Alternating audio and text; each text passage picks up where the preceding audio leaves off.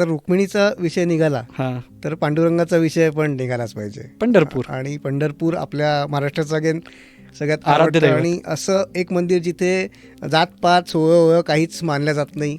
प्रत्येकाला गाभाऱ्यात direct entry आहे. तू हा विचार कर, जगातला असा एकमेव देव आहे हो. की ज्याच्या पायावर डोकं ठेवता येतं. हो. हे कुठेच बघायला मिळणार नाही.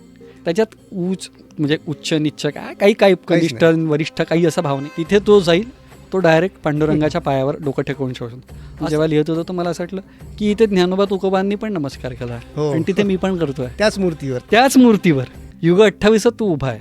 ती अभंग मुद्रा आहे.